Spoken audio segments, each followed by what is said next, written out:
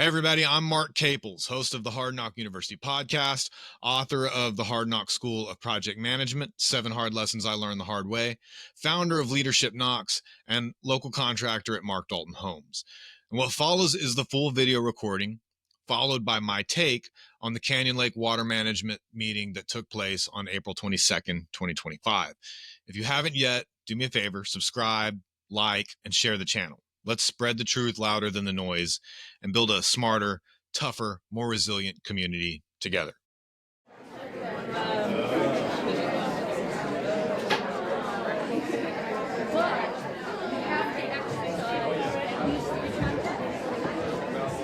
All right, everybody, good evening. Just making sure, can everybody hear me all the way in the back? Sound coming through good? Wonderful. Everybody, thank you so much for being here tonight for our Drought and Demand Canyon Lake Water Management public meeting. My name is Nikki. I'm the Adult Services Coordinator here at the library. And just before we get things started, I wanted to remind everybody of a few things. Number one, if you need to step out for using the bathroom or getting a drink, we have our bathrooms just in the hall to the left. Do let people know if you're going for a bathroom break, though, because we do have where if you are leaving, we will admit some people who are in the hallways. And if people are in the hallways, they can come take a seat after. Otherwise, if you could double check your phones to make sure that any ringers or audio is off, just to not have any interruptions for the presentation itself. And with that, I'll be handing things over to Ryan Spencer, the Executive Director of the Comal County Conservation Alliance. Hey, everybody. Can you hear me? Awesome. Well, first off, my name's Ryan Spencer. I'm the Executive Director of Comal Conservation, and I'm ecstatic. I'm thrilled that so many of you are here today and concerned about our water, and just grateful that you took the time to be with us today. This program is sponsored by the League of Women Voters of the Comal area, Comal Conservation, and the Ty Preston Memorial Library. These 3 organizations are nonpartisan and work to provide information to residents of Comal County so they can make informed decisions. And again, we want to thank you for being here tonight. And we also want to thank our presenters for taking the time out of their busy days to be here. They're experts. They know this stuff better than anybody else, and I'm very grateful that y'all are here. Thank you. I've also got some other kudos that I want to make. I'm pretty good at making kudos, so that's why I'm doing this. I want to shout out to 2 very special people who were the real workers, the folks who put this thing on, and it's Roxana Dean and Jerry Chamberlain. If I can get a round of applause for those folks. Yeah. Roxana Dean is the board chair for Comal Conservation, but she also is a league member, and Jerry Chamberlain is, I believe, the league president. Incredible lady. I also want to thank Commissioner Crownover and Leacock for being here today. Thank y'all for taking the time to be here with your constituents. I want to thank Nikki with the library. There's Nikki. Nikki's amazing. Yeah, round of applause for Nikki, just hands down. Getting everybody in here, making the space available. I also want to thank Joyce and Ada for taking cards. They're going to be walking around during the event, so they're with the league. Raise your hands. As you have questions, you can raise your hand with your written question and provide it to them, and they'll bring it over here to Elizabeth, who will then give it to me. So that's something we should do. I also want to thank Joe for our sound. Awesome. And I also want to thank Owen for filming this today. So thank you all. And before we begin, I just want to remind that all of us are here for the same reason. We're here because we care about the place that we live in. So I want to remind us to be respectful, to be thoughtful of our neighbors, and of all the people that have taken the time to put this event together. So thank you for that. With that, we're going to start with our first presentation by Brett Mazie from Army Corps of Engineers. Thank you. So let me first thank the League of Women Voters for hosting tonight's presentation. And special thanks to all of you. You're the most important people here today. I'm the least important. All right? And so we're here to provide you with some good information and hopefully inform you so you can pass it on to your neighbors. I definitely want to thank the stakeholders and mission partners. Just quickly, Comal County Commissioners, CCS, WORD, GBRA, GBSA, LCYC, Suntex. We all work together to keep this lake going. Okay. Again, thanks for having me. As many of you know, I'm an Air Force veteran, 33 years, and then I now work for the Army. I'm an Army Corps civilian, and I'm assigned to the Army Corps of Engineers out here at Canyon Lake. Some things I want, like, this is just a little piece of information, and you might hear it again from GBRA, is we live in today, right? If you hear about someone developing something, it automatically upsets you, right? Because the lake levels are going down. We all up here, we work on 5-year, 10-year, 20-year, 50-year plans, okay? It's important that you get that knowledge so you understand what's happening in the future, right? Because that planning is not going to stop, all right? And they're going to keep on investing and using new technology and finding new water and new ways of doing things, okay? Today, the plans are already moving, okay? So it's important that you understand how that works. I worked on a plan that was already within 50 years of development, and it still isn't finished today. Just some good information for you to look up. You know, Governor Abbott, he just did an investment plan for $1 billion for the next 10 years when it comes to water management. Another $15 million in the next 10 years for investment in science and research for water. So everyone's working in your best interest.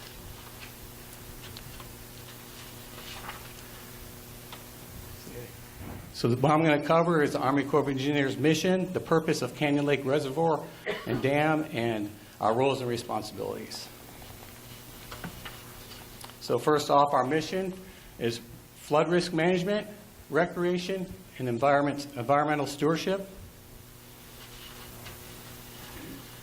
And so what is the primary purpose of Canyon Lake? Number one, it's flood control, right? It was developed to stop flooding, and that's managed by the federal government, myself, and to provide drinking water, and that's managed at the state level. And I just wanted some concerns out there on social media, you know, what's causing the lake level to drop? Well, one, we're in a drought. Whether it's 5 years or 7 years, the water's just not coming into the lake at the rate we need it. Second is evaporation. So at any given time, we could lose 25 to 60% of the water volume per day from evaporation. And that adds up to about 6 feet a year. Okay, so last year we dropped about 10 feet.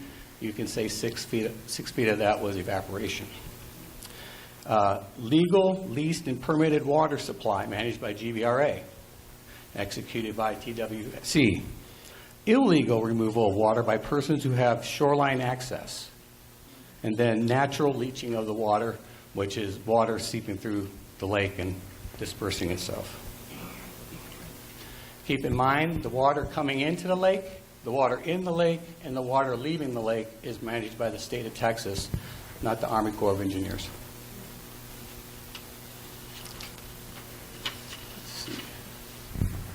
Here's just some examples of flood control. In 1936, we were authorized to, Army Corps of Engineers was authorized to start building the dams and reservoirs for this purpose. Canyon Lake's up there.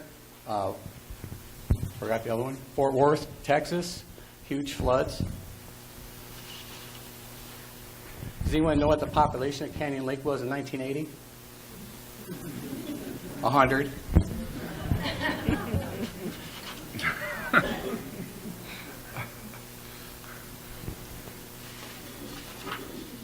So what this slide represents is just that construction began in 1958 of the dam, and we started bringing in water in 1964, and it was fully filled up in 1968. You might hear today acre feet. So a normal pool, which is 909, that's what we try to keep it at, we usually have about 379,000 acre feet of water, okay? And later on today, you'll hear from GBRA, who will explain how much of that is leased out.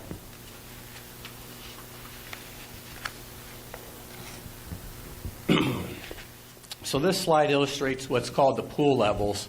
And so right here in the green, the conservation pool, that's managed by GBRA. So I have my gates that I operate, and they have their gates. When we're in that zone, conservation pool, which is under 909, they're operating the gates. So my gates are wide open, and then they control the water flow with their gates. GBRA. Sorry about that. It says it right here. Once it goes above 909, that's where we take control of it, and we try to keep it evenly between 909 and 911. Okay?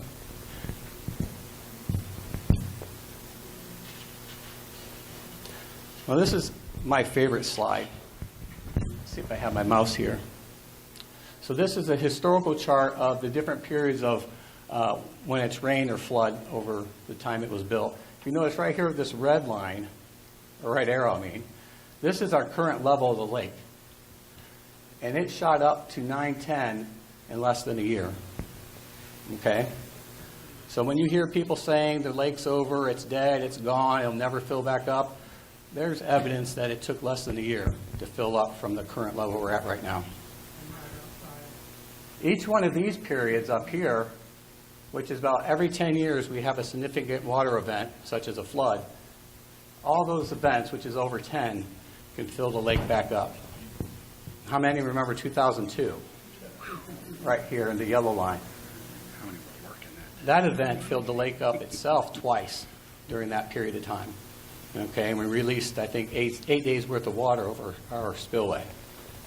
Okay. So I just wanted to show you that you don't need hope.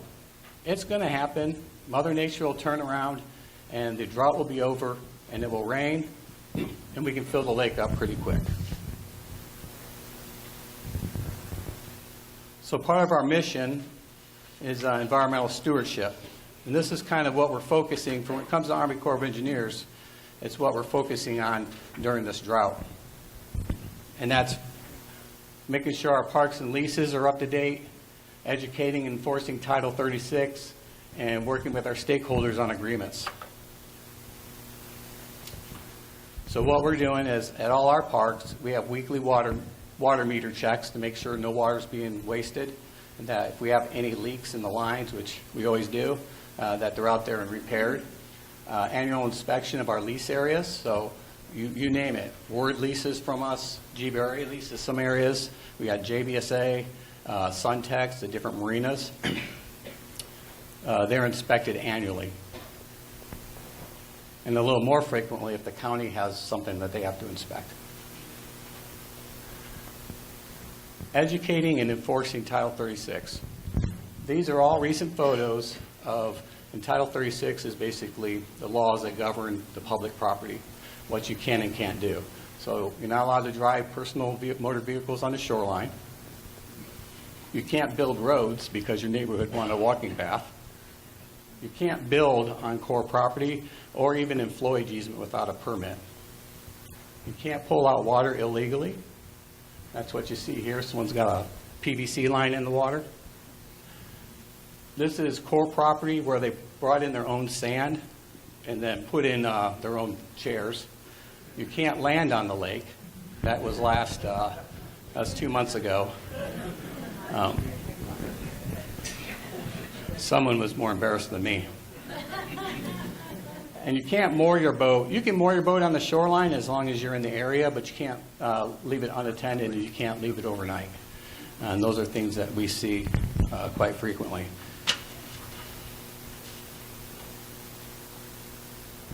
Here's our awesome mission partners, our stakeholders, always working together. These are just the last month. Word has had several cleaning events. Keep Canyon Lake beautiful. And then we had some private public citizens that threw a huge cleanup over at the different marinas.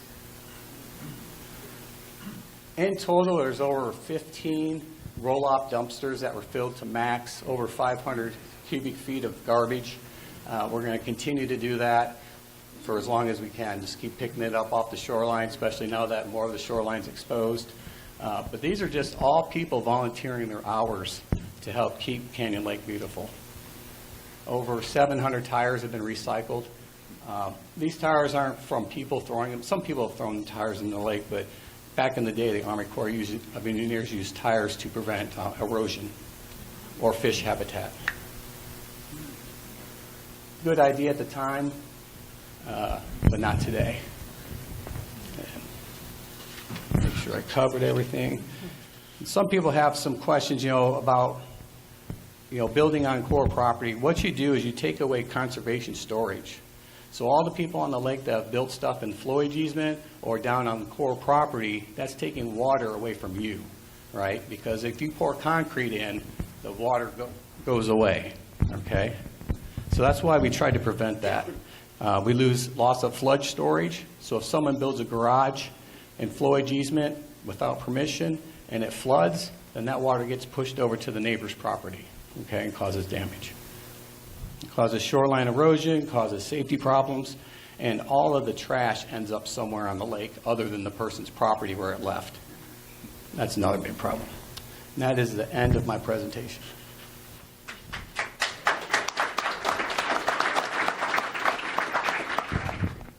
All right, we're switching out slides at the moment. We're going to take questions at the end, so hold those. And again, if you have questions, burning thoughts, write them on those cards, and Ada and Joyce will grab them from you and make sure they get brought up here.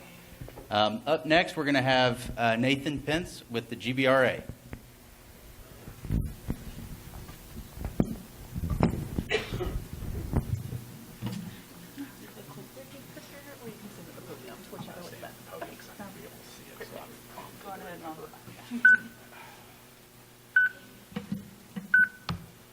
All right, well, good evening, everyone. Good to see some familiar faces and a few friends out there, and nice to meet a few new ones. My name is Nathan Pence. I'm the Executive Manager of Environmental Science for the Guadalupe-Blanco River Authority, and I would go through the long list that Brett did about thank you to everyone, but I don't think we'll all take 5 or 10 minutes at the start of our talk to do that. We've got some other things to talk, but please know I appreciate everything everyone has done to get us here and give us the opportunity to get some factual information out to the community about what's going on. The one thank you I do want to say, though, is I want to thank all of y'all for coming. The fact that there's interest, the fact that citizens want to be involved and want to learn, I think that's a good thing. You're here. We can give you some information. You can ask questions and get any clarification. But then consider yourself an ambassador or a liaison that's going to go out and speak to the rest of the community and make sure the factual information is getting out. So really appreciate y'all being here and giving us a chance and an opportunity to present some of this. I mentioned to y'all earlier that my name was Nathan Pence, but that's just a name. I thought I would tell y'all a little bit about myself to give you a little confidence or comfort with me standing up here at this podium and talking to our community, because I do believe it's our community. I live here. My son goes to school here. I love the river. I love to recreate on Canyon Lake. I've been known to water ski. You can find me on a Saturday in an inner tube. I like to think of myself as part of this community. I've lived here a long time, and it's very important to me. But I'm not only a member of the community, I've been lucky enough to make my passion my career. Since college, I've worked on Comal Springs and San Marcos Springs. I've worked on the endangered species that are involved with the Edwards Aquifer and the 2 spring complexes. I did a decade with the city of New Braunfels working on their rivers, on tourism and environmental stewardship from the city's side of perspective. Gave me a chance to work with all the outfitters. I appreciate what water means to the economics of this community.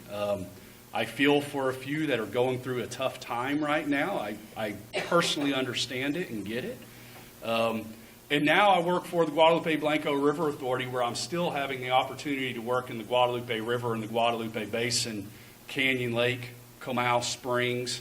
But now I get to do it all the way from Kerr County down to Calhoun County on the coast, headwaters to the coast, if you will, springs to the tides. And I really enjoy it, and I take it seriously, and I'm very passionate about it. So I start by telling that so that y'all all know my heart is in the same place y'all's is. I want the best for our community. The best can be defined a lot of different ways by a lot of people, admittedly. But I think we're all here because we have the same interest, that we want to see some of the same things, and we want to spread some of the same factual information. So just thought I'd share that as I get rolling. This evening, I'm going to talk a little bit about GBRA, who we are, what we do. Then I'm going to talk about Canyon Lake and the operation of Canyon Lake and how we manage the water in Canyon Lake and what governs or rules or regulates that. And then I'm going to talk a little bit about the drought that we're in. I don't see how you could talk about Canyon Lake in our community right now without talking about the drought that goes hand in hand with it. And so I've got some factual information, simply some statistics and stuff like that that I think everybody will find interesting when it comes to the drought. So Guadalupe-Blanco River Authority, we were first created in 1933 as a water conservation and reclamation district. We were reauthorized by the Texas legislature in 1935, and we took the name that you know us by now as the Guadalupe-Blanco River Authority. We have a long enabling act and legislation, as you could imagine, those documents are. But if you want to break it down to some of the simpler points, there's three things that I would point out that really fit our mission as GBRA. First, we're here to provide services to the citizens of this area and to the Guadalupe River Basin, which largely are water and wastewater services. Our water can either be raw water, so think of river water straight out of a pipe, or you could think about treated water that goes through a water treatment plant first, makes that water potable, clean, and safe, and then is served to go directly into a household that's ready for use. Wastewater treatment. We absolutely run wastewater treatment facilities and plants around this local area and other places within the basin. We take that job very seriously. We take pride in treating that water to the standards of our permits and above the standards of our permits. High quality effluent can be a resource and a value for our community if used in the right way, either for quantity like during drought right now, or for environmental flows, or reuse for golf courses and parks and cooling towers for industry and stuff like that. Dear to my heart, I mentioned I'm the executive manager of environmental science, so I don't design those types of plants. I don't run those types of plants. I'm more on the stewardship and the conservation side. So these next two bullets, one of our charges as GBRA is watershed protection, and then the other one is education and conservation opportunities. And so we run a water quality lab. My staff conducts research. We are the agent for TCEQ that does the Clean Rivers program, so we monitor for water quality at over 100 sites in the Guadalupe River Basin. Also, endangered species is something that falls under my group, and GBRA does work on that as it pertains to our permitting through the federal government and the state government to be able to serve our customers and our constituents within the basin. Education, recreation, we have that stuff too. Those of you that are, well, probably all of us are from the local area, but if you're from really local right here, you'll know right across the street is the Canyon Lake Gorge that the Guadalupe-Blanco River Authority operates. I had the privilege of managing that facility for about 5 years. Great place, it's grown.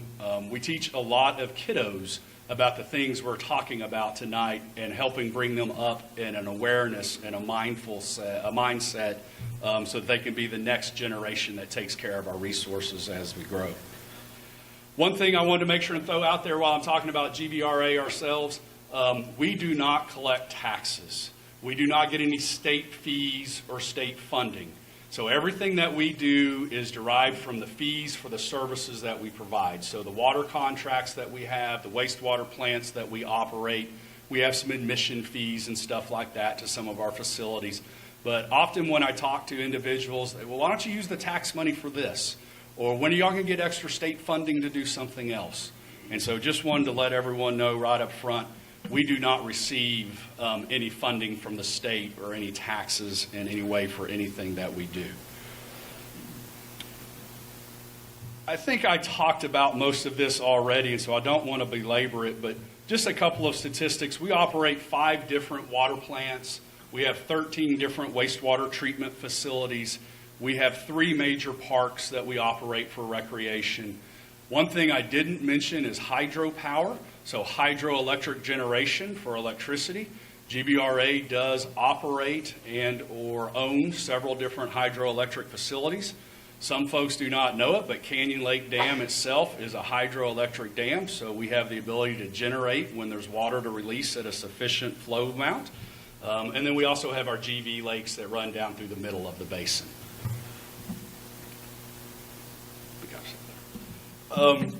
GBRA's statutory district, we're the 10 counties that run from Kendall all the way down to Calhoun. We are not jurisdictionally over Kerr County at the very top. The UGRA, Upper Guadalupe River Authority, is actually the jurisdictional river authority for that area. We work very close with them, collaborate with them, talk with them, but they are the ones that have jurisdiction in that area. So just a little layout of our district. It's very large. Again, I'm privileged to get to work with the river all the way up and down that entire district.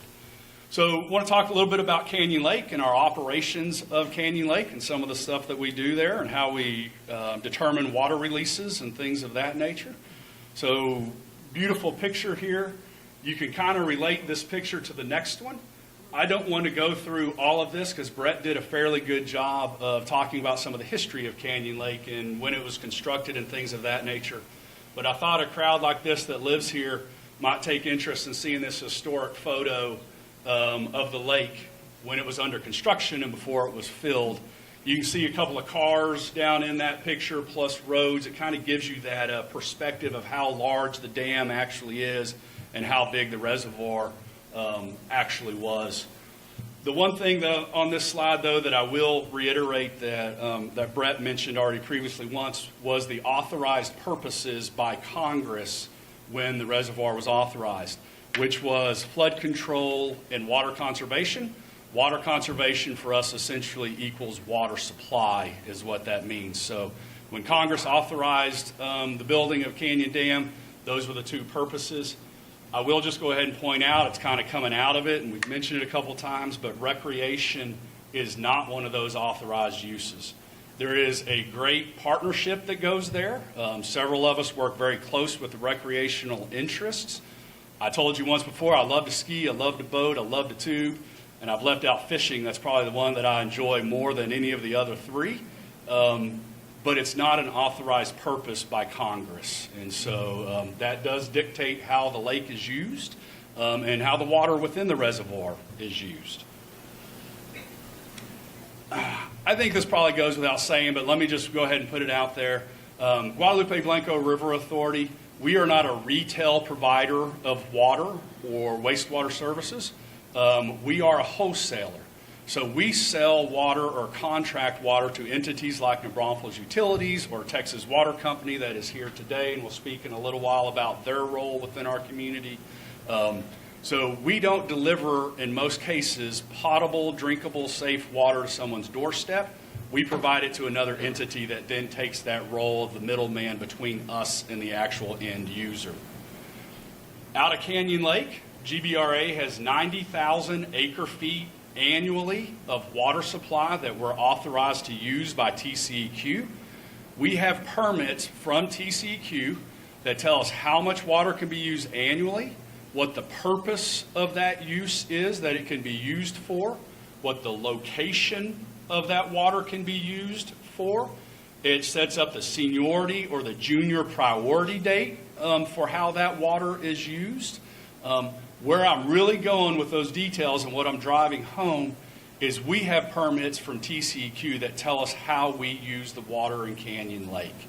That's very important. We don't get to decide. We don't get to make that up.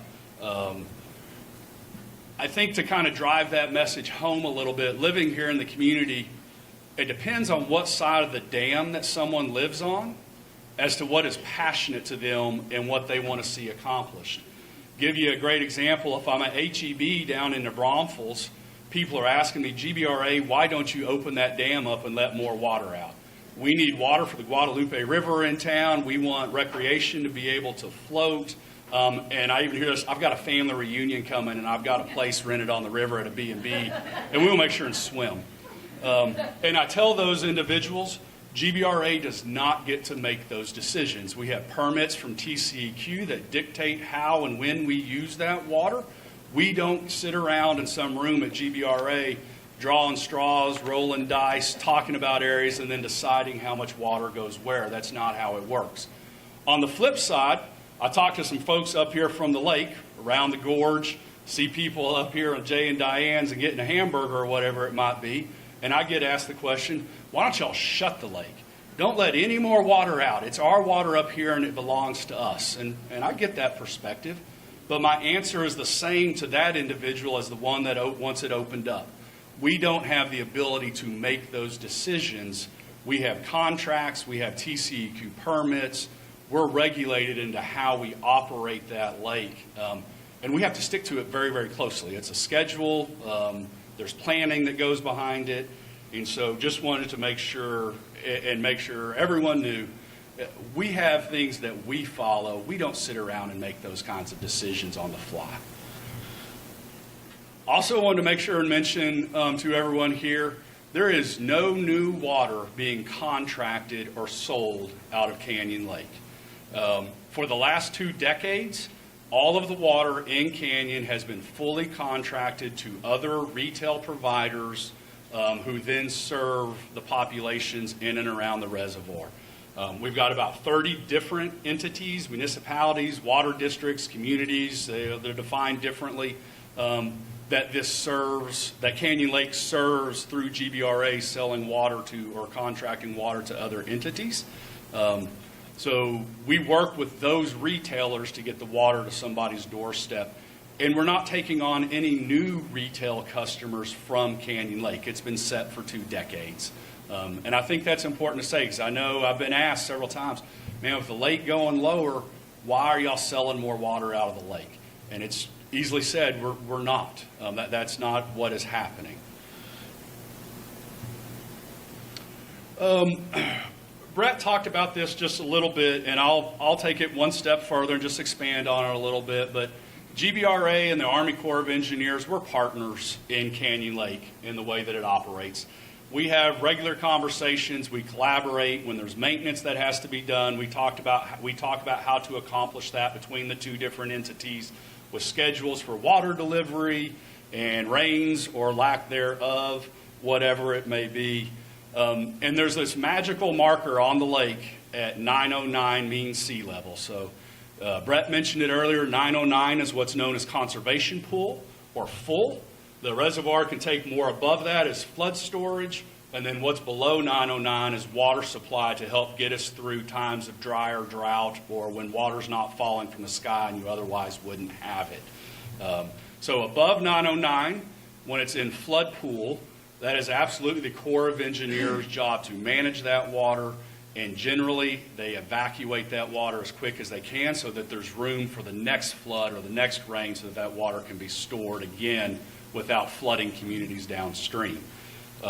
When it's under 909, GBRA is operating it at that point and making releases either through our hydroelectric dam to generate electricity and provide water for contracts downstream, or we can bypass the hydro outlets if there's not enough flow to actually spin the turbines.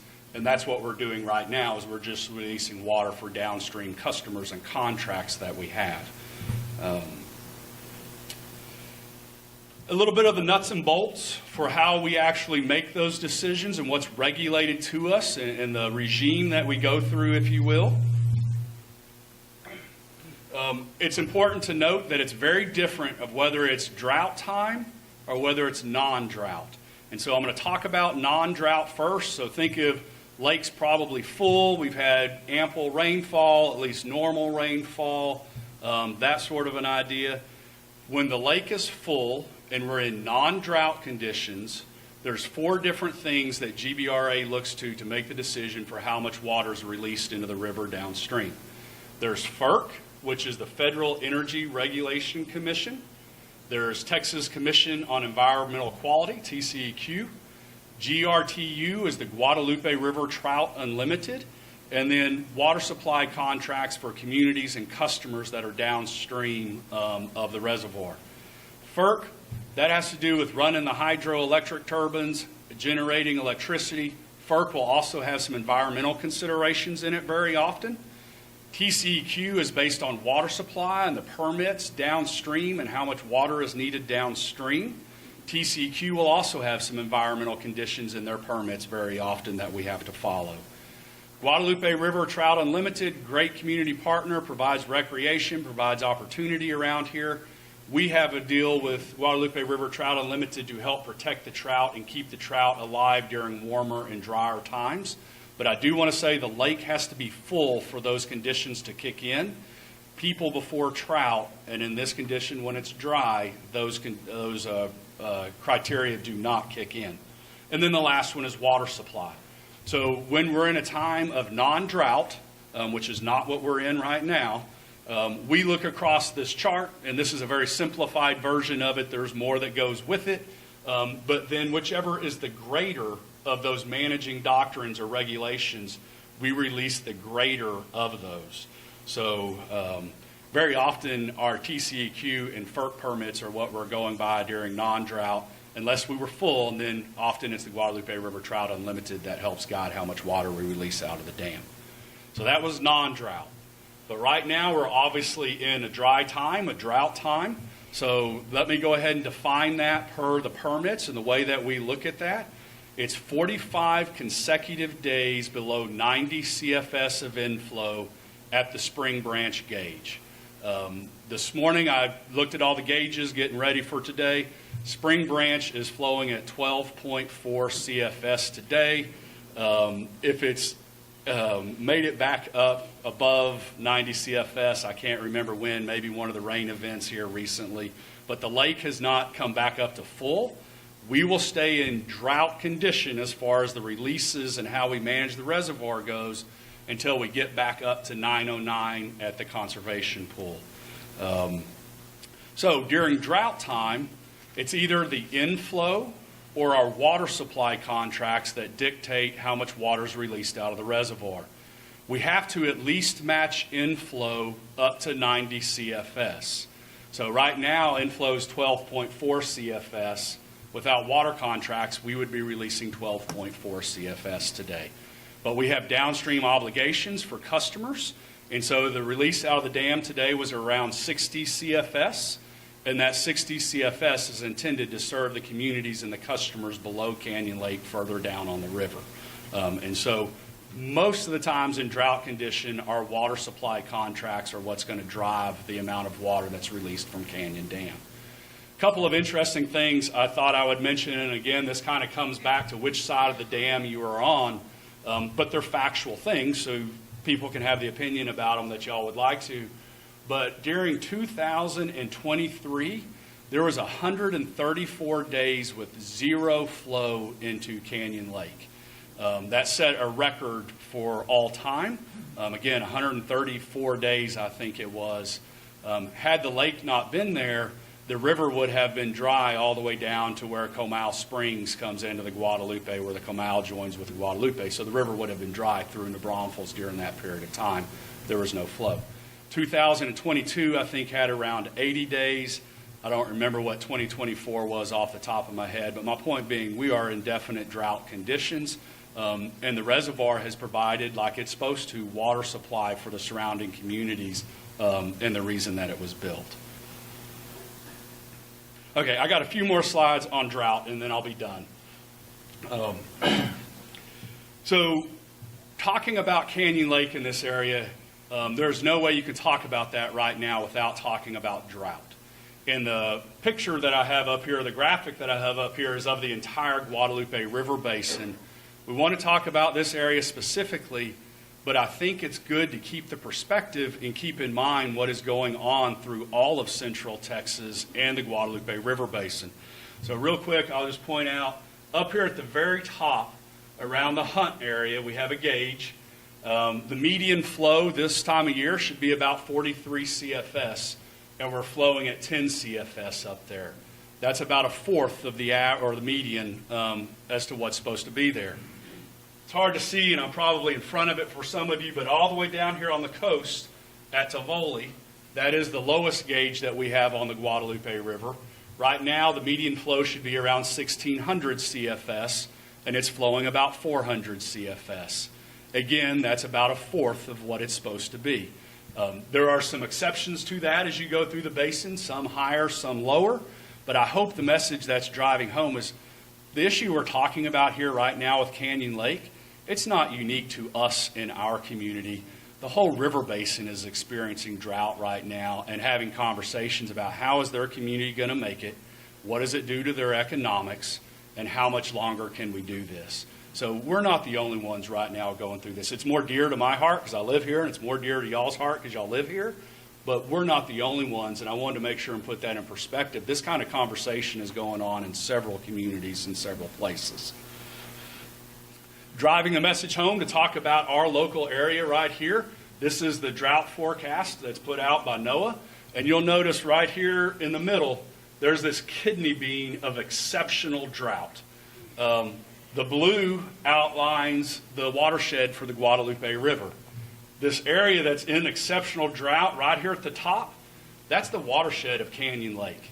And so when you talk about a drought for Canyon Lake, you don't talk about the water that actually falls on the reservoir. That is not what fills the lake.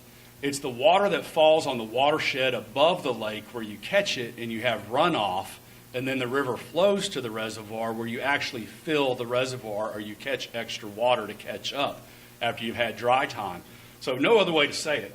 This kidney bean right here could not be in a worse place for all of us right here in this community. And we're seeing it in the drought that's manifesting and some of the conditions that we see at Canyon Lake.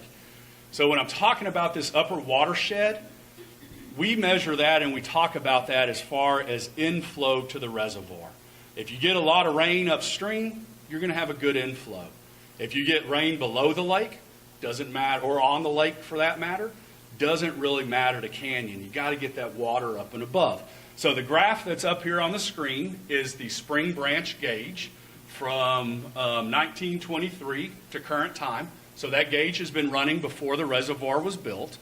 And the orange bars are the amount of flow that you would have seen, or you did see at Spring Branch during those different years. And so much like Brett talked about, look at these big events right here. They were reservoir fillers, for a lack of a better term. But look at some of these other years, like during the drought of record during the 50s, hardly any water flowed into Canyon Lake. If we come over here to the far right of the graph right now, you're going to see we have years where I was talking about we set records of 134 days of no inflow to Canyon Reservoir. You can clearly see that on the graph that we have that setting up there. The light blue line is the average flow that we should see as an inflow over the years to Canyon, which is around 250,000 CFS, 250,000 acre feet in a given year. And as you can see, we're nowhere close to that right now.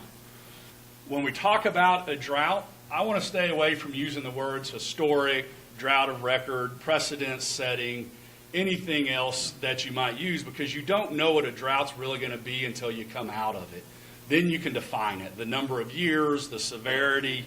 Do you want to base it on rainfall? Do you base it on recharge and inflow? There's lots of ways to define drought. So I want to stay away from that right now. But you can clearly look at some of the statistics and understand we are in a real drought right now. And we won't know just how bad it is until we come out the other side of it. We typically have around 250,000 acre feet on average of inflow to Canyon Lake in a given year, 1 year. And right now, the last 5 years combined has only been 220,000 acre feet over those 5 years combined. So what should have been 1,250,000 acre feet is 220,000 acre feet. That's the deficit. That's what we're seeing at Canyon Lake right now in the low water levels, is the drought that we're all dealing with right now. 3 of the last 5 years have set records and are in the top 10 for the lowest inflow to Canyon Lake ever, with 2023 being second only to 1956, which was the worst year of the drought of record. One thing to make sure and mention about drought, you can have one really, really wet year surrounded by 2 years of drought on each side, and you're still in a drought even though you had one really wet year. Or you could flip that and have 4 wet years with a dry year in the middle. You're still probably doing okay. You're in wet years because you've had those 2 on either side of it. So when we talk about drought and we talk about Canyon Lake, looking at rolling averages of several years put together is a really good indicator of where we're at in that index and where we're at for drought. And so I want to point out, this was the drought of the 50s. And over the 5 years of the drought of the 50s right here, we had average inflow of about 63,000 acre feet over those 5 years. So average them together, and that's what we were getting annually. Over here for the last 5 years, so 2019 through 2024, our average of those 5 years, that rolling average is 44,000 acre feet. So drought of record, where we're currently sitting, you can see we're getting less inflow to Canyon Lake than we would have then because the reservoir had not been built yet during the 50s. So just kind of trying to drive home that message. It is very dry right now. We are in a drought. One of the good things I can tell y'all, though, and you can look at it as glass half full or you can look at it as glass half empty. And I'm definitely choosing to look at it as glass half full, and I believe this. We are doing much, much better with Canyon Reservoir than some of the other communities and some of the other reservoirs are doing with their levels and how resilient or not they are. I propose to you that Canyon Lake is doing its job exactly as it was designed. It is resilient. We are 5 years into a drought, how bad to be seen, and we're still at 47% or roughly half full in our reservoir. That is a very good thing. That bodes well for all of us here in this community. And it shows that Canyon Lake's doing what it's supposed to. Think about some of the other reservoirs, and I can't help but bring up like Medina or something like that. They're, I think, 2% right now full is what I saw.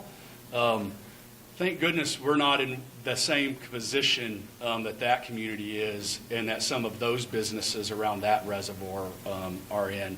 We're doing much better than that. So I'm closing out here. Look into the future, what's to come. I think factually said, if we don't get rain and we don't get lots of rain, then what we're going to continue to see is some of the same trend. The reservoir is being used as water supply.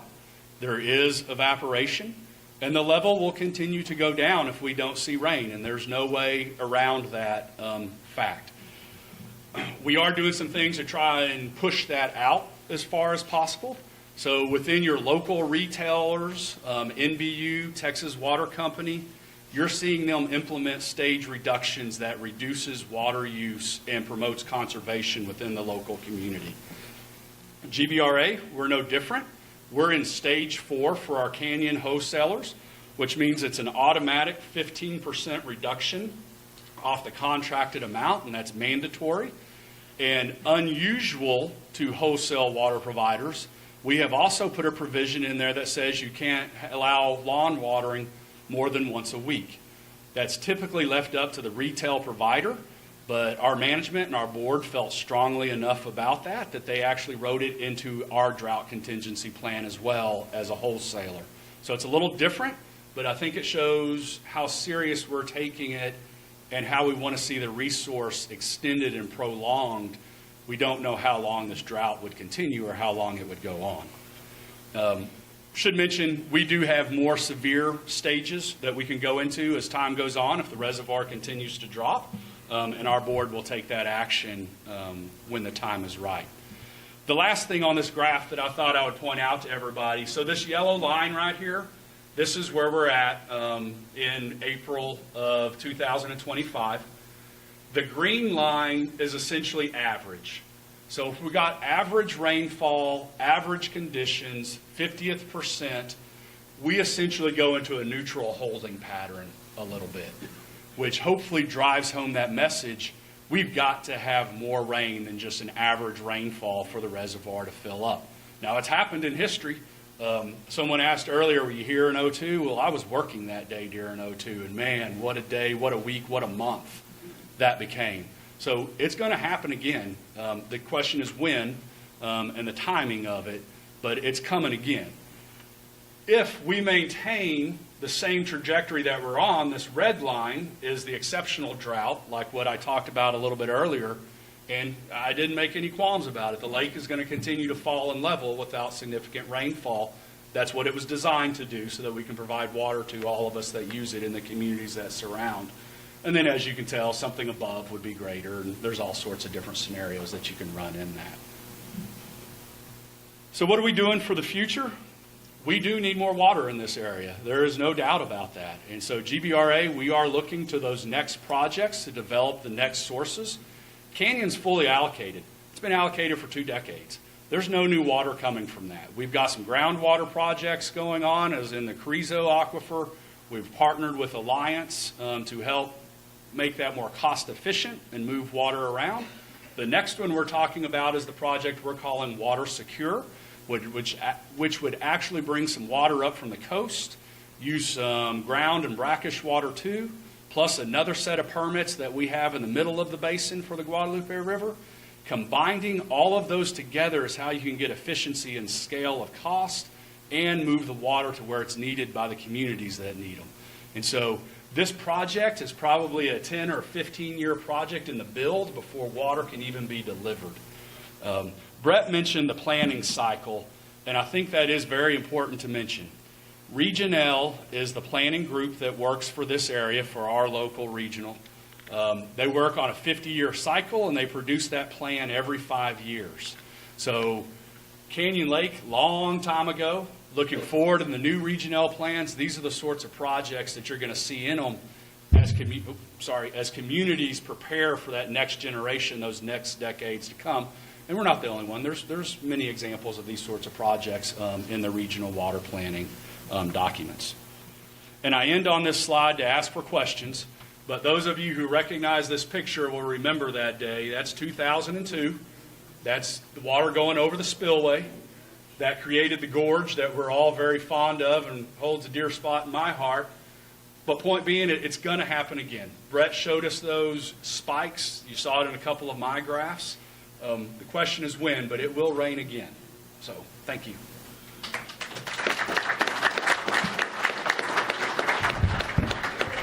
All right, we're going to do a little bit of switching out. We are going to save questions to the end. So if you do have questions for Nathan, please fill out your cards and hand them to Ada or Joyce, and they'll get them up here.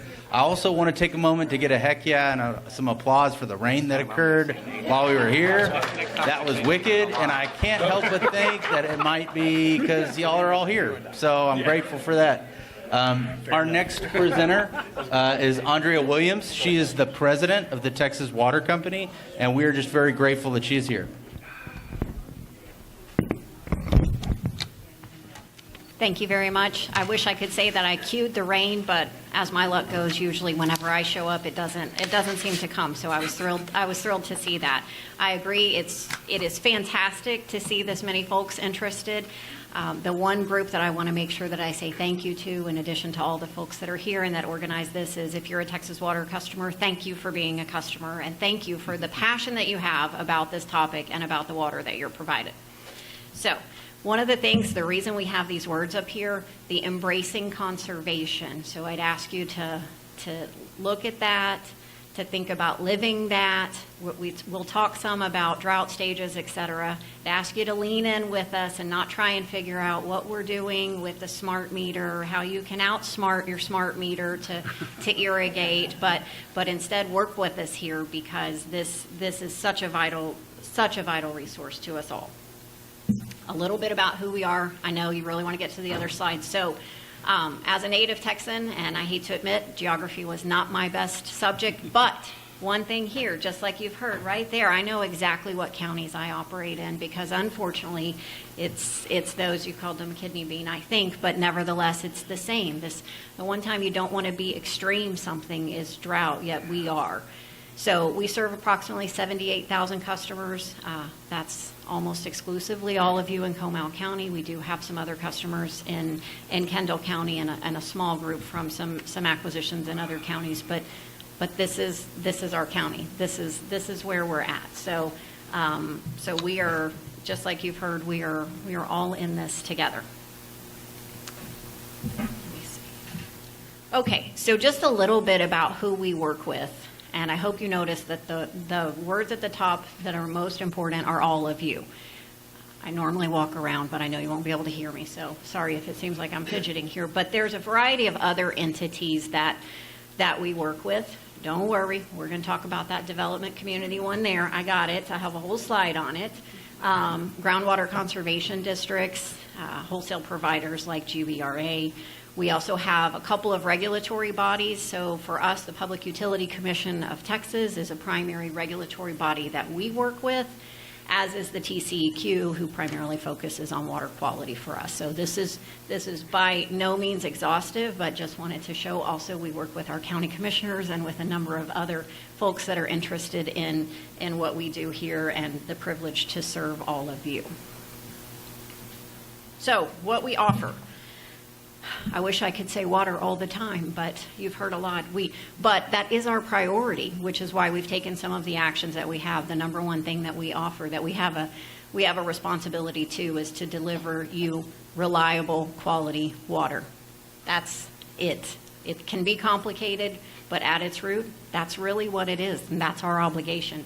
And our activities, everything that follows that, is focused exclusively on that. Yes, we have to monitor and report our water quality. I'll show you a bit on how we monitor our supply, what we talk about there. But the focus is that reliable quality water.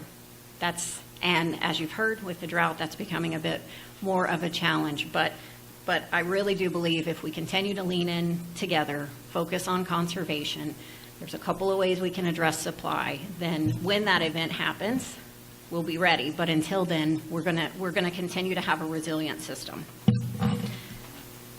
Okay, this. And I appreciate, so at its purest form, hopefully this is helpful for y'all. This image seems to be worth a lot of words. So I realized that we were previously named Canyon Lake. So with that name came confusion that we owned all the water in the lake. You have heard that we do not. So where does our water come from? Really, there's only two places that water can come from. It's the sky and it's the ground. And so if it's not raining, it's not coming from surface water. Unfortunately, actually, if it's not raining, it's not really coming from groundwater either. So that's a challenge. But for us, a little over half of our water supply comes from surface water. That's exactly what you think it is. That's Canyon Lake. Then about 36% groundwater. Those are the wells. We have approximately 40 wells that, as a result of the drought, are performing at varying degrees of degradation, because without the water making its way into the ground, there's just not as much there. We also have about 12% that comes from our wholesale provider, GBRA. So that is our water mix. I appreciate that you said it. There is not more water that is coming out of the lake that is allocated to us. What we've been allocated is what we've been allocated is what we've been allocated. I'll explain perhaps what I think some of the confusion about some of the activities that we've done. I think I can shed some light on that, so hopefully that's helpful. But it really is these three buckets. That's where the water comes from. I have a new slide. I was afraid that they were going to have stolen one of my images, but they didn't. So this to me is one of the most admittedly sobering slides, and credit to the drought monitor for this slide. But if you look, and I know it's a little bit hard to see, but that very top line, essentially percent full, is what we're doing here, and then months across here.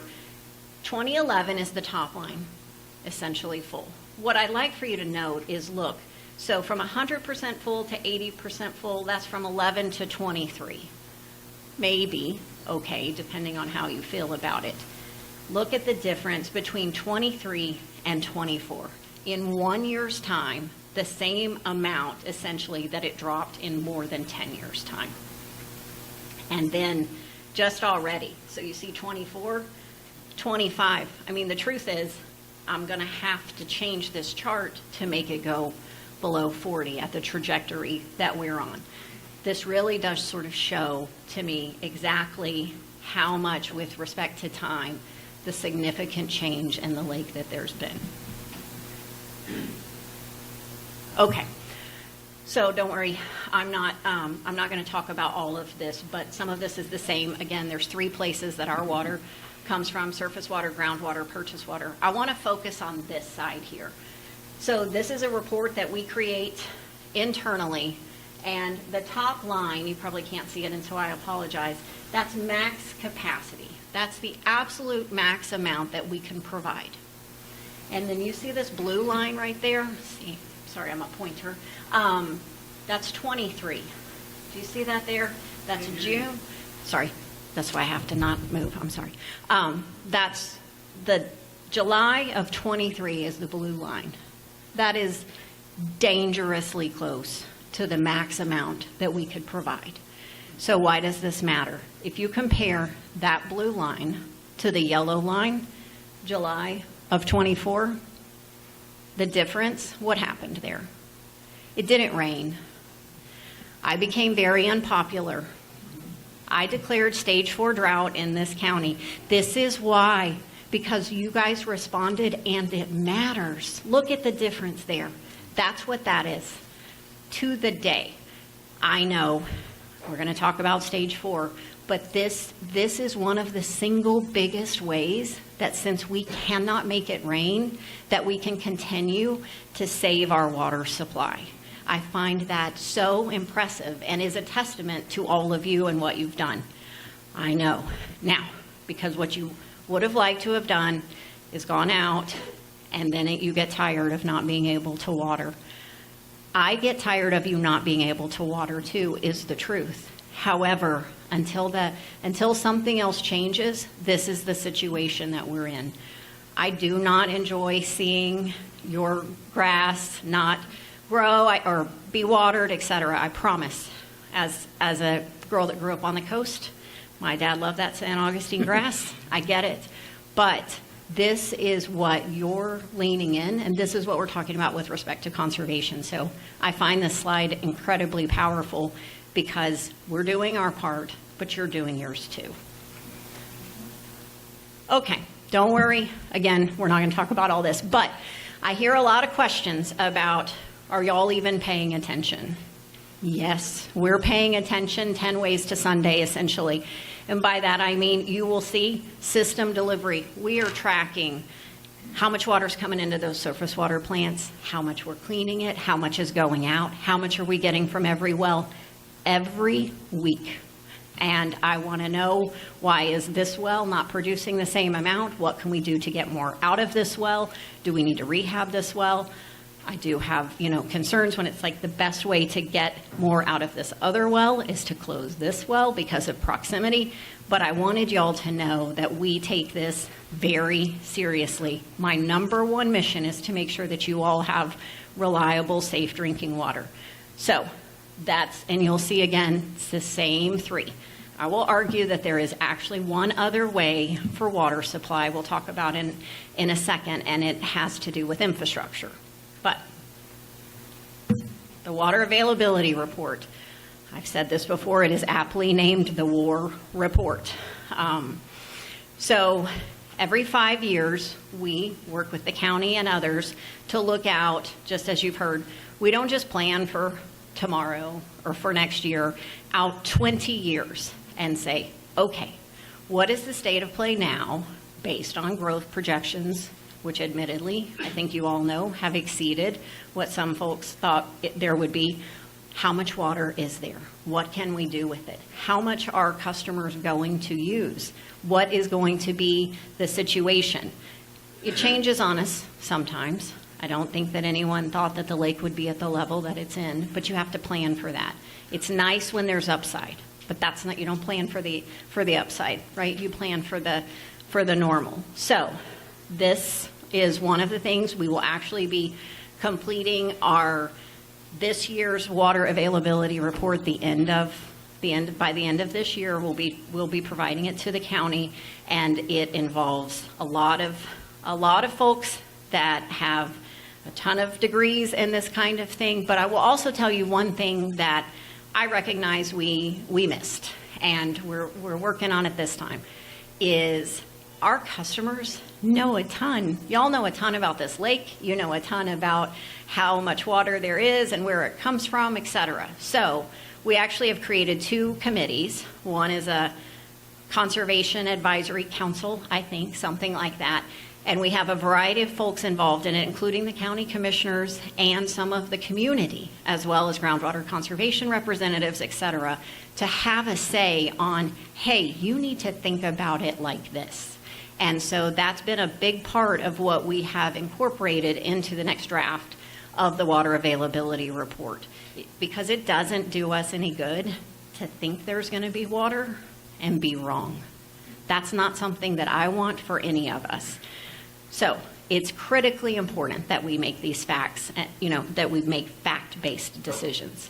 Similarly, we've created a customer advisory council for those that maybe have other opinions about things outside of conservation. It does matter too. So we are starting somewhere, and we're starting with folks that know how to do these things, and your input matters. So I want to say that this, to me, while maybe a tad bit intimidating, looking out to this crowd of folks that have passion for water and conservation is just fantastic to see. So this is what's going on. If you wonder, in addition to the reports previously, how we plan for water, this is just one of the ways, is the water availability report. But I'm not waiting to plan on water once every 5 years.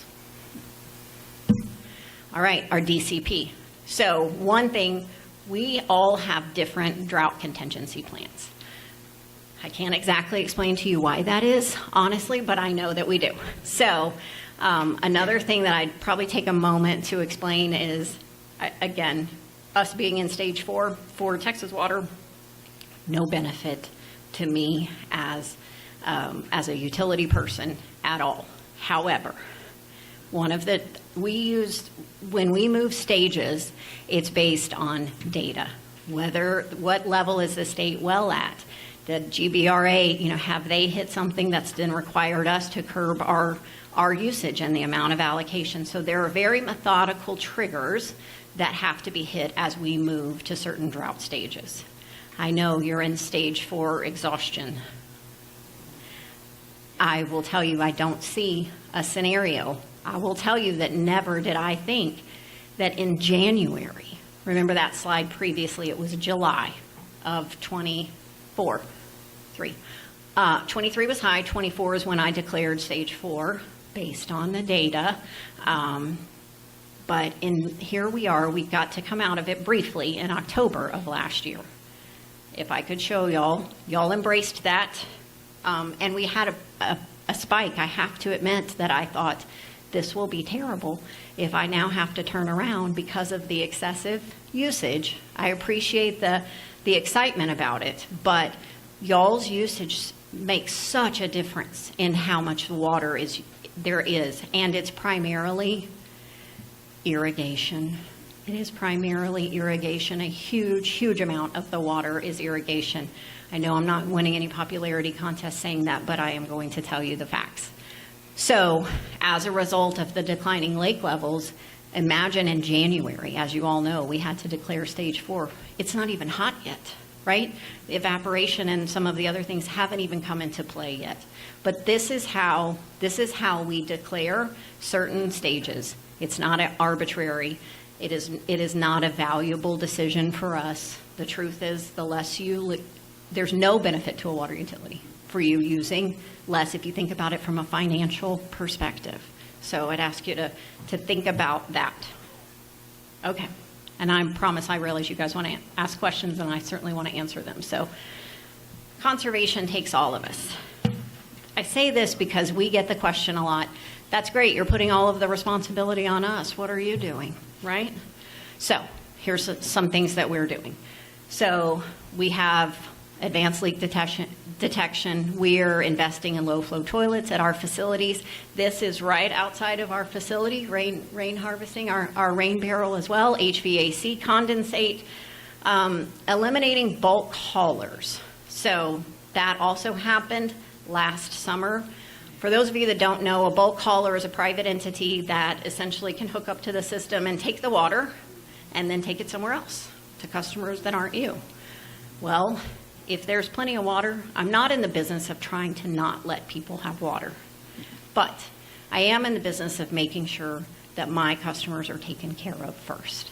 And those bulk haulers were entities that weren't serving my customers, you guys. So that's an action that we took.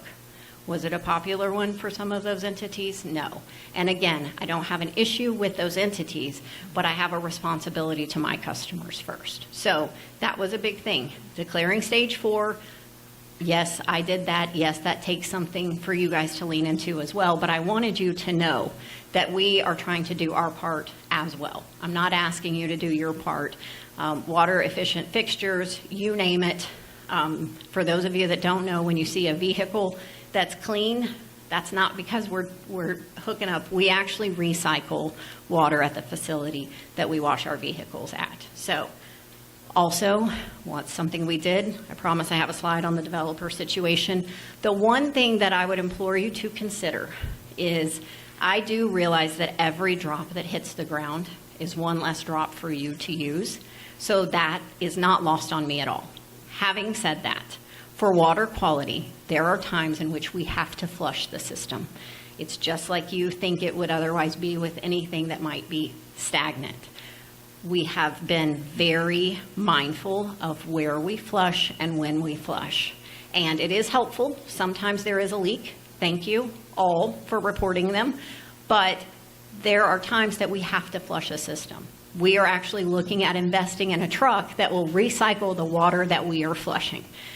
It's a little bit easier said than done, but because they have to be customized, I think that's a good use of our dollars, and so that's something we're going to do. I do not get any joy whatsoever out of having to flush, and if there was somewhere that I could put it other than where we do, I would, but remember, part of flushing is for water quality. So there is that. Another thing that we're doing is think about effluent. We heard a little bit about wastewater. Right now, and I grew up here too, I always took pride in saying that I drank out of the hose as a kid, right? But, and maybe when there's plenty of water, you should take pride in that. But the truth is that when you're irrigating, that's water that you're putting on the ground that you could also, or one of your neighbors could drink. So we have to start this dialogue with using other sources of water that aren't potable, but for things where you don't have to drink that water. I know that is a major shift in mindset, but we have to start having the dialogue. So I'm gonna start it here. I know we're a long way from purple pipes, etc., but there's only so many sources of water. That is one.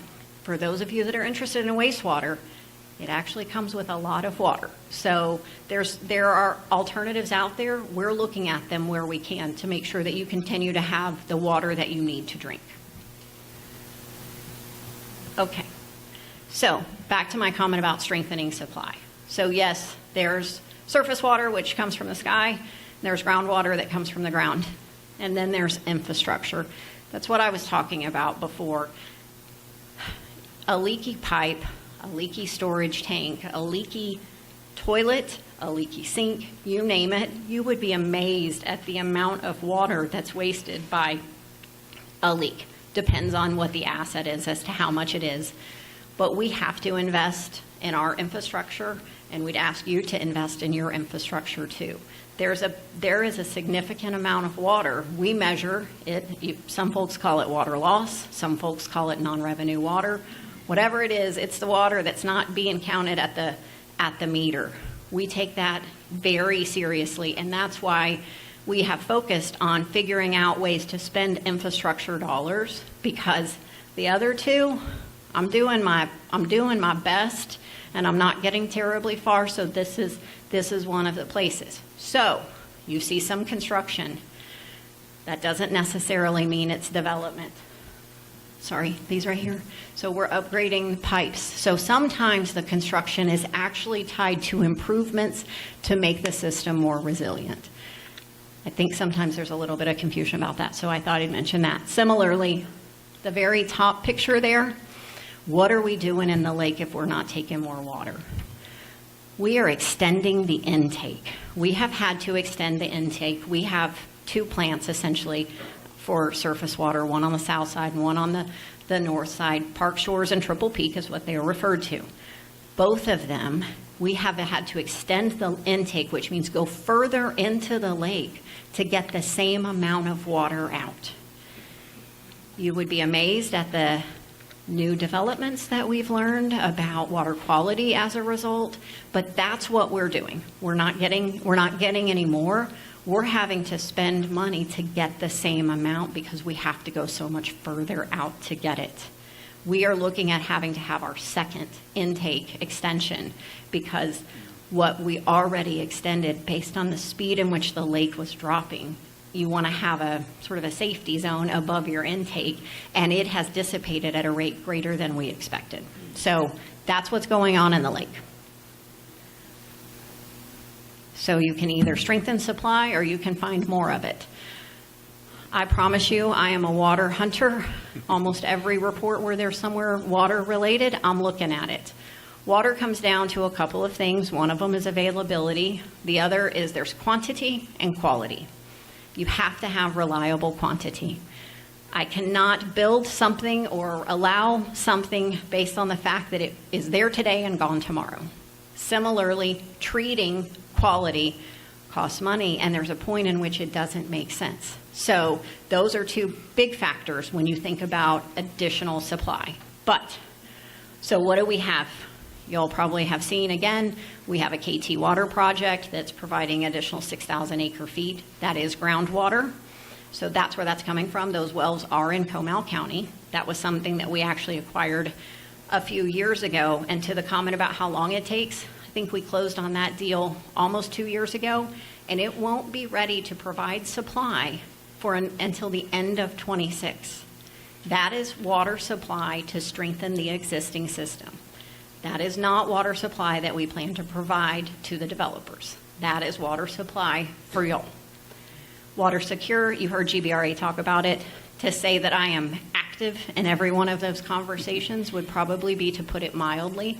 That is a priority for us, and I want as much water and to participate with GBRA, who's been a great partner, as possible to ensure that I can continue to provide a resilient system. Supply planning, I think the next slide is the infamous slide, and then diversification. I will tell you that right now all of our water is from the Trinity Aquifer. We are not as diversified as a couple of other entities. So why is MBU in stage X and you are in stage Y? The answer is they have a different supply mix than I do. Ultimately, yes, they still have surface. They have the same, it either comes from the sky or it comes from the ground, but the sources by which they come from. I obviously don't work for them, so I won't speak on that, but that is the short answer, is that they have a more diversified supply of sources of water.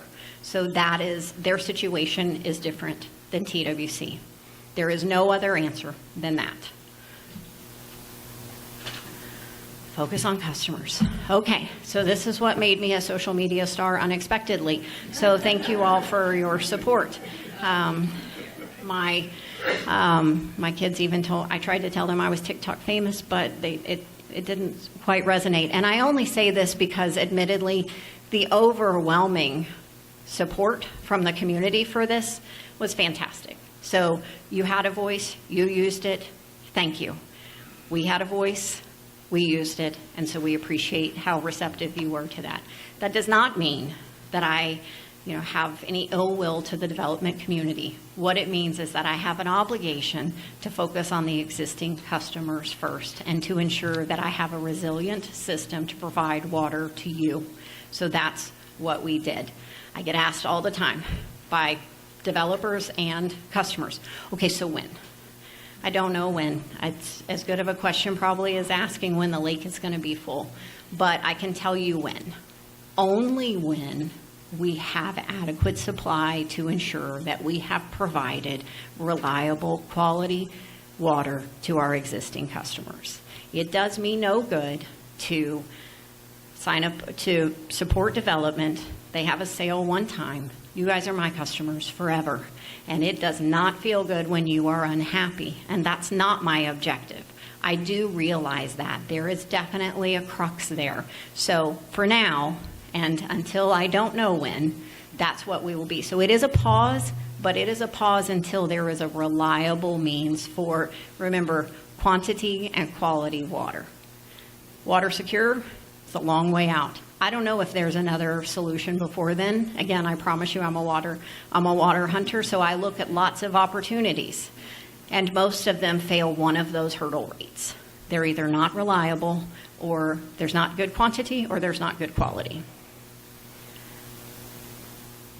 One Water, this is just something I wanted to make sure that I mentioned that you guys were aware of. That's something that we are a participant in, and so this is actually technically a national platform, but that we participate in, which is really that all water has value.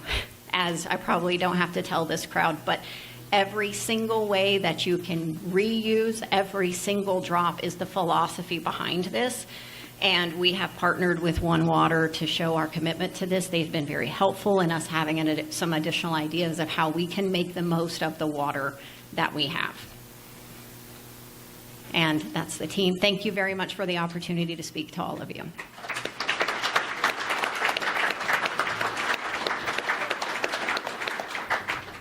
All right, friends. So obviously I want to acknowledge the fact that their presentations were wonderful. They were in depth. They had a lot of information to provide. We clearly don't have a lot of time for questions right now, but I want to make a commitment to you that I will look at every single one of these cards and I will put that out there. I'll put that information out there. So I'm going to go ahead and start with the first couple of questions. I think we're going to get 1, 2, maybe 3. Okay, I got 3 questions on one card. Man, you guys got a lot of stuff. So I'm going to pick one, and I'm going to go with that. So first question for Nathan. Does GBRA agree with the amount of water being permitted out by TCEQ? Why or why not? It might not be live. I can give this a try. So the question that was asked was, does GBRA agree with the TCEQ permitting system? And I think the simple answer would be yes. We've got to have a regulatory authority that oversees it and that looks at it from a large, big perspective, whether that's a basin or the statewide. Some of you probably already know, but the Guadalupe River Basin is fully allocated from TCEQ, meaning there's no more permits being issued for use from the Guadalupe River, so there's no new ones being issued, and we're all using the ones that we have. So overall, it is a fairly good system, and it is working right now. If you didn't have that system, it would be a free-for-all. Thank you. All right, our next question. Years ago, the TAP LVE fees were much lower in some cases, as low as $2,000 per, am I getting that wrong, LUE? LUE. Got it. As of a week ago, the LUE fee was increased to $18,025 per LUE. 15, is TWC using the drought as cover to increase the LUE tap fees? Did your parent company do the same thing in California? Okay, nobody panic. So I appreciate the question. So it's LUE fees. For those of you that don't know, LUE, living unit equivalent. It's a way in which we measure sort of a water user. The LUE fees are not tap fees that are charged to customers. The LUE fees are fees that are charged to a developer. So for as part of when we look at a development and we say, okay, how many LUEs, how many living unit equivalents will you need? And they have to pay that amount. Just one correction here, just for the facts here. So those fees are not tap fees. The LUE fee is a fee that the developer has to pay. It was, this person's right, it was about $2,300 about 18 months ago. It is currently in a little over $18,000. There was an increase in between there. That's fine that you weren't, that you may not know that. But the reason that this is important is because I get this question often about the existing customers having to subsidize the developers.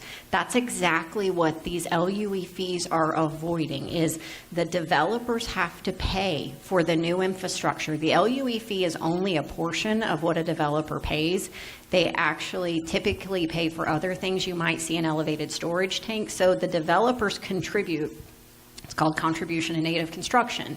They contribute to help ensure that that development, that they're paying for the infrastructure there as well, that it's not the existing customers. That's a way that you manage that. That's pretty common in the utility space, but that's not a tap fee. And so that's what the whole objective of that is. Hopefully that's helpful. Thank you. Thank you very much. I think the next one goes to Nathan. And so when you sell water out of the lake, where does the money go? And there are 2 bullets that go with it. Money should be placed in a trust, use it when needed, and the water is very important for the lake. No more subdivisions! Exclamation point. I don't think the last bullet was a question, That's so right. I'll leave that one there. The simple answer is the fees that GBRA collects for water that's contracted out of Canyon Lake goes to pay for our operations, pays for our staff, pays for the upkeep of infrastructure, pays for future planning that we're doing. So the money goes right back into GBRA. I've mentioned up front, we don't collect taxes, we don't get state fees, so that's what all that money goes to is our operation. And we're not about making a bunch of money. So we do have a reserve, so I think one of those bullet points was about a trust or something like that. Not sure those are exactly the same, but we do have a reserve. It's there for hard times. It's there also for when our board decides that there's a capital project that we need to make an investment in, so there's money there that we can use either as a down payment or to pay for that outright. Thank you. So I got one more question, and I know Nikki needs us out of here by 7:30. So my commitment to you is this. I will take these questions with me, and I will find their answers, and I will post them on our social media page for Comel Conservation. So I encourage you to go on Facebook, become a friend of our Comel Conservation page, and all of these questions, I'll answer them as quickly as I can. So Ryan, I'm going to cut you off, and I can't help you but to say we will help you do that. Thank you. I appreciate that. I would assume the table will. We're going to get these help you. questions answered. So definitely know that we're not trying to just get out of here. This one was actually handed to me while I was coming up to the stage earlier. So who should I call to request a visit to my property? I live alone with no pool, garden, flower beds, and this month's bill was $330. They also listed their information on the card. Mike, I'm guessing that's me. Just some folks may not be TWC customers, so they provided their information. If you'll provide it to me, then I will make sure. My supposition is that there is a leak. We have a couple of innovative technologies, including WaterSmart and other things that are designed to help y'all know if you have a leak so that you can avoid this exact situation. But similar to GBRA, whether it's this card or others, you have my commitment to answer your questions because it's been fantastic to show the interest that you have in your water. Thank you. All right, folks, we've got just a little bit of time left. Let's give a round of applause for our panelists. I also, because we're so grateful for them, we got them tote bags, Comel Conservation tote bags, and it comes with the Comel Conservation bandana and the 4 new stickers we came out with for Earth Day. So thank you all for being here. Again, one more round of applause for all of you for being here tonight. Thank you.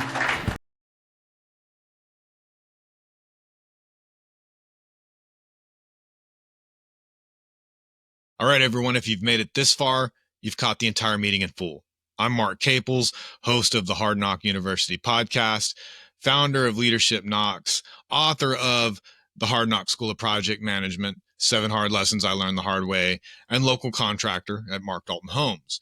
And what follows is my take on that same meeting. I'm proposing a new rule. If you're going to show up to a water management meeting demanding answers while sipping out of a 64-ounce Yeti and complaining your HOA won't let you water the lawn on Wednesdays, you need to look in the mirror because you might be part of the problem. Because this week in Canyon Lake, Texas, a public drought meeting was held, and judging by the crowd size, either someone was giving away free brisket or people finally realized that you can't fill a lake with Facebook rants. No, this time it was serious. The lake is low. The drought is real. And the only thing flowing freely is misinformation on Facebook. Now, this wasn't your average snooze fest city hall meeting. This was real talk. The Army Corps of Engineers showed up to explain why Canyon Lake even exists. And hint, it wasn't built so your pontoon boat could have a summer home. It was built for flood control and water supply. Recreation, well, that's just a bonus. Like guac at a Chipotle. Nice when you can get it, but not the point. Then we had the folks at GBRA, the Guadalupe-Blanco River Authority, calmly explaining that they don't get to just open the dam. They operate under TCEQ permits, contracts, and more regulation than a high school dress code. They don't have a magic faucet. They have a formula. And the formula says no water in equals no water out. GBRA was up there practically begging people to understand that permits and contracts are a thing. And the Texas Water Company, Well, they dropped the mic. They basically said, yeah, we stopped hooking up new developments. Why? Because your kid's bathwater is more important than some developer's infinity pool. Now let's take a moment to say bravo. That's leadership. That's adulting. Because at the end of the day, they are a for-profit company. It behooves them to sell more water, but it's not the right thing to do. But despite all that, some people still left the meeting thinking this was a problem of management, not math. Look, you want to blame someone? Don't look at the engineers. Look at the fact that we've had 134 days with zero flow into the lake. That's a record, not a rumor. That's not mismanagement. That's a climate reality check with a Comal County return address. If you're watering your lawn like it's Augusta National during the Masters and then blaming the lake levels on overregulation, you're not a patriot. You're a parched parasite. Meanwhile, people are yelling, "Why are you selling more water?" And the answer, repeated more times than a Taylor Swift chorus, is they're not. The water was contracted decades ago. There's been no new water added to the allocation. None. Zero. Zilch. It's not being sold out the back door to Nestle. It's being delivered to the same communities it's always served. And by the way, evaporation. That's a thing. Canyon Lake loses up to 6 feet of water per year just from the sun doing what it does best, turning water into air and Facebook moms into hydrologists. Anybody with a pool is well aware of how quickly that water level drops just from evaporation. I can't tell you how many clients I've had call me insisting their pool has a leak only to get a lesson in 5th grade science. Look, I get it. We all want the good life. We want a boat. We want to fish. We want our kids to run through sprinklers while we grill grass-fed beef and talk about how Texas is a land of personal freedom. But freedom means responsibility. And that means understanding that maybe, just maybe, you don't get to power wash your driveway every Saturday during a stage 4 drought. And developers, oh, please, these guys will pave paradise, slap a name like the Preserve at Canyon Ridge on it, and then act shocked when the lake they're preserving looks like a cracked cereal bowl. So here's the deal. The folks managing Canyon Lake's water aren't evil masterminds. They're civil servants, scientists, and engineers. You know, nerds with spreadsheets. And we should thank them for keeping the taps on while most of us were too busy Googling how to beat the smart meter.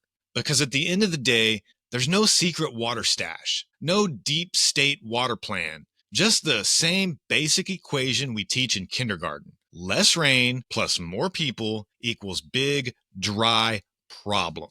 Because here's the truth no one wants to hear. The lake's doing exactly what it was designed to do. It's providing drinking water. And 5 years into a brutal drought, it's still nearly half full. Meanwhile, Medina Lake, the one just down the road, is basically a memory with mud cracks. So how about this for a new rule? If your lawn is dying, maybe it's not time to fire up the sprinklers. Maybe it's time to let it go. The HOA will survive. Your grandkids might not. So here's the hashtag hard knock lesson. Conservation isn't about doing without. It's about doing what's right. It's about trading a green lawn today for drinkable water tomorrow. It's realizing that leadership isn't always loud. Sometimes it's the quiet choice to use less so others have enough. I'm Mark Caples, and this is Hard Knock University, where we turn real-world challenges into battle-tested lessons for life, leadership, and legacy. If this hit home, do me a favor. Subscribe, like, and share. Let's spread the truth louder than the noise and build a smarter, tougher, more resilient community together.